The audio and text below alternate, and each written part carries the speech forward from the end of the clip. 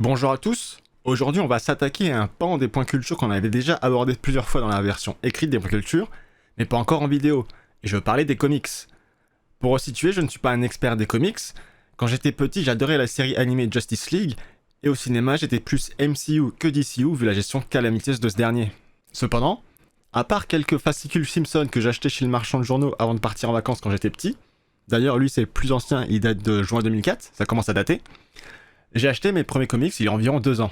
C'était des comics Star Wars pour parfaire ma connaissance de l'univers étendu, et pour avoir des idées de scénario pour la campagne de jeu de rôle que je masterise dans cet univers. Et vu que j'adore découvrir et apprendre de nouvelles choses, j'avais également pris le premier tome de Wonder Woman Infinite que j'avais adoré, ce qui fait que j'ai bien plus de comics d'ici que Marvel actuellement. Tout ça pour dire que je n'ai pas la science infuse concernant les comics, et quand on s'y plonge, je trouve que c'est tellement le bordel, et j'aurai l'occasion d'y revenir plus tard dans cette vidéo. Concernant les comics et la version écrite des points culture, j'avais fait la présentation des 3 tomes de Batman Metal, ainsi que le récit complet Justice League Not Justice, qui font partie des phases 1 et 2 de la saga Metal de Scott Snyder, puis les 3 premiers tomes de Wonder Woman Infinite, et pour finir la présentation en 2 parties de la tétralogie Justice League Dark Rebirth. C'est maintenant au tour de Justice League Dark Infinite d'arriver chez nous, avec ce récit complet, qui met en scène un adversaire qui nous était teasé à la fin de la tétralogie Rebirth, et dont les événements prennent place à la fin de la saga Metal.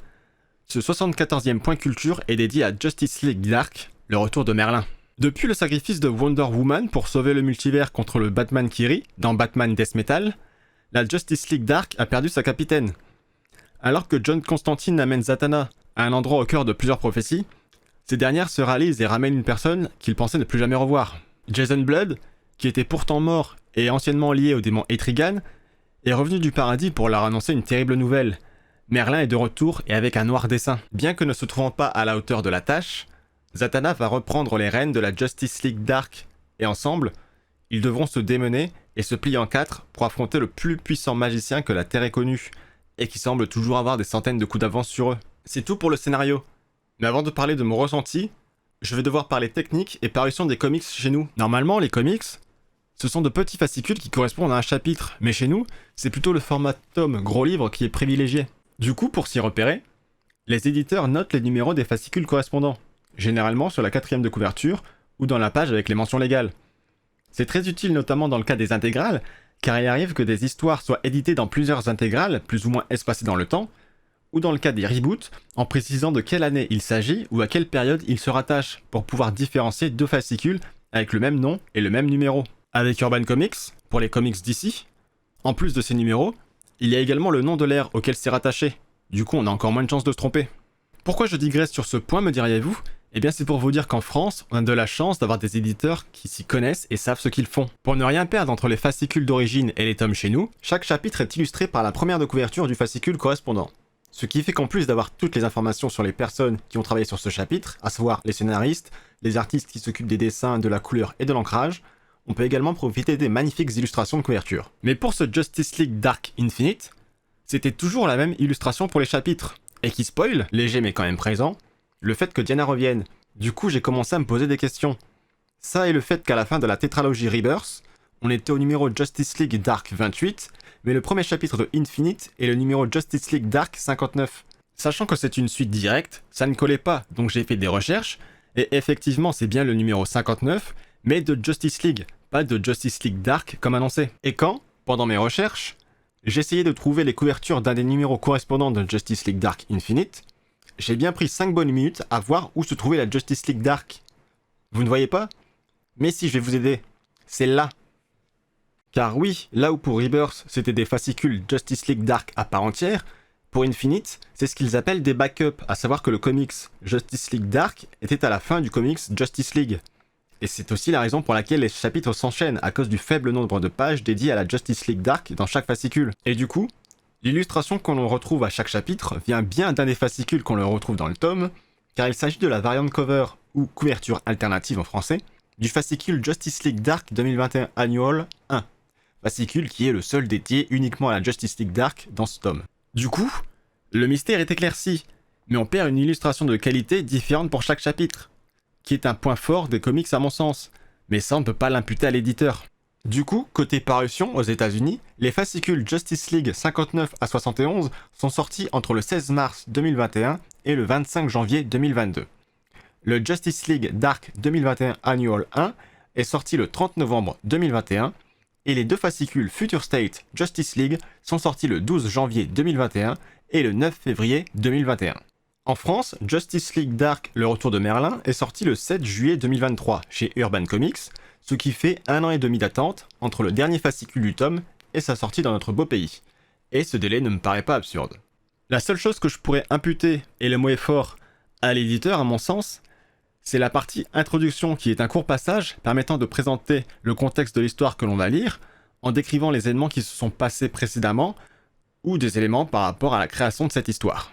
Dans Justice League Dark Rebirth, cette introduction était sur 2 pages, et une de ces pages était utilisée pour présenter l'équipe, ce qui fait que même les néophytes pouvaient, sans avoir toute l'histoire derrière, reconnaître les différents personnages et avoir un petit aperçu de leur passé. Cependant ici, l'introduction ne fait qu'une page, et adieu la page de présentation des personnages. Alors que pour la tétralogie, cette présentation était faite pour chaque tome, c'est dommage que pour un récit complet, cette présentation n'a pas été retenue.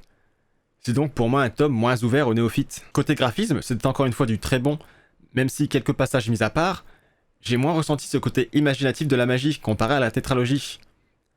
En revanche, côté ressenti, on va entrer en partie spoiler. C'est un récit complet, mais pour moi, c'est un récit complet comme les Avengers Infinity War dans le MCU. Ici, la Justice League Dark est sur le point de voir Merlin détruire la Tour du Destin, qui lui permettra de mettre la main sur toute la magie présente sur Terre.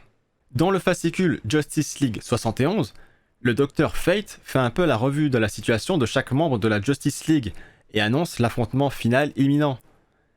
Et les 2 chapitres d'après, ce sont les fascicules Future State Justice League, et ces chapitres sont appelés Prophéties, chapitres 1 et 2. Ça se passe dans un futur pas si lointain, où Merlin a gagné, et il traque les dernières poches de résistance, et Magicien à la recherche du homme du Dr Fate, le dernier objet qui lui manque pour réaliser son dessein. Et à la fin, le Dr Fate rejoint les rangs de Merlin pour que ce dernier épargne les autres membres de la Justice League Dark. C'est exactement le même feeling qu'à la fin d'Avengers Infinity War, lorsque le Doctor Strange donne la dernière pierre d'infinité à Thanos et que le film se termine sur la victoire du Titan. Mais pour Avengers, on savait que le 4 allait arriver, donc c'était juste que partie remise. Ici aussi, on va forcément avoir la suite, vu que ça ne peut pas se finir comme ça, autant en termes commercial que scénaristique. Mais un récit complet, aussi anticlimatique à cause de l'ellipse temporelle et de la victoire du méchant, ça laisse un petit goût amer et de tomes manquants. D'autant plus que dans cette histoire, un autre objectif de Merlin est de rassembler ses chevaliers pour l'aider dans sa quête. Dans toute l'histoire hors Future State, on ne le voit rassembler que son premier chevalier, mais dans Future State, ils sont tous là. Donc en l'état, on a une sous-intrigue où il manque le milieu. Vous vous souvenez lorsque j'ai parlé de la parution des fascicules plus tôt dans la vidéo? Chez nous, l'ordre des chapitres dans ce tome, c'est les fascicules Justice League 59 à 70, puis le Justice League Dark 2021 Annual 1, on revient au Justice League avec le 71, pour finir par les 2 Future State Justice League 1 et 2. Mais, si on se réfère aux dates de parution aux États-Unis, l'ordre, c'est les 2 Future State Justice League, puis Justice League 59 à 69, puis le Justice League Dark 2021 Annual 1, pour finir sur Justice League 70 et 71. Donc, un découpage des chapitres légèrement différent, mais en ce qui concerne le Justice League Dark 2021 Annual, il est plus pertinent de l'avoir mis comme l'a fait Urban Comics. Le 70 est la suite directe du 69, qui était un affrontement entre la Justice League Dark et Merlin, alors que le 71 est à part.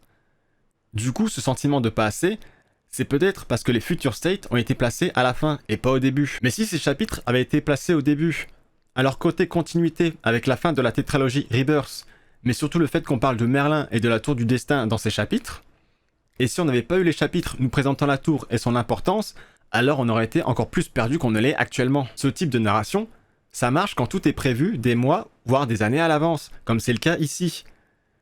Mais sans les pièces manquantes, pour l'instant, on ne peut juger que ce qu'on a sous les yeux. Et si je me réfère au fascicule Justice League ultérieur, il n'est plus indiqué Also featuring Justice League Dark, soit contient également la Justice League Dark, mais Guest starring Justice League Dark.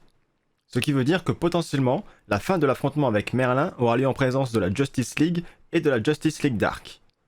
Mais ça, c'est juste mon hypothèse. C'est l'heure de la note, et je vais lui attribuer la note de un final anticlimatique qui reste sur notre fin sur 20. On n'est pas à l'abri que les 2 chapitres nommés Prophéties soient en fait un futur alternatif qui n'arrivera pas, et que l'on verra la confrontation entre Merlin et la Justice League Dark, avant qu'il ne parvienne à rassembler ses chevaliers et à détruire la tour du destin. Mais en l'état, entre la tétralogie Rebirth et ce tome Infinite, je conseillerais quand même la tétralogie pour les néophytes, en attendant que la suite d'Infinite arrive à corriger les parties qui m'ont déplu. J'espère que la vidéo vous a plu.